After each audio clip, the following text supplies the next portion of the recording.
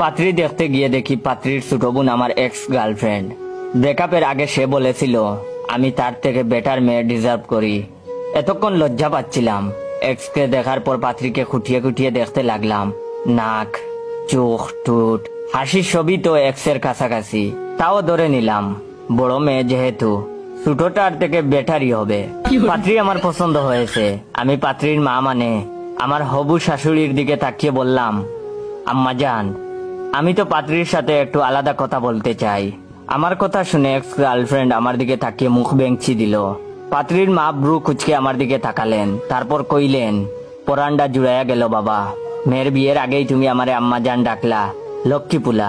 তখন আমি বললাম, আম্মা জান, আমরা তো বংশীয় ঘরের ছেলে, এমনই আমরা। তখন আমার শাশুড়ি আম্মা বললেন, আহা, জীবন ধন্য বাবা, যাও কথা বলো তোমরা।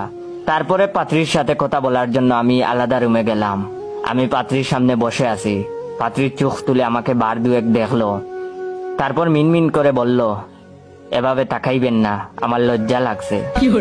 তারপরে আমি বললাম, আপনার বয়স অনেক মিষ্টি। সে বলল, হুম। তখন আমি বললাম, আমাকে পছন্দ হয়েছে। তখন সে বলল, আপনাকে কোথায় যেন দেখেছি আমি। খাইছে, এক্স গার্লফ্রেন্ডের সাথে দেখলেই হয়। আবেগী স্বরে জবাব দিলাম, আমিও তো দেখেছি। তখন সে বলল, কোথায় বলুন তো।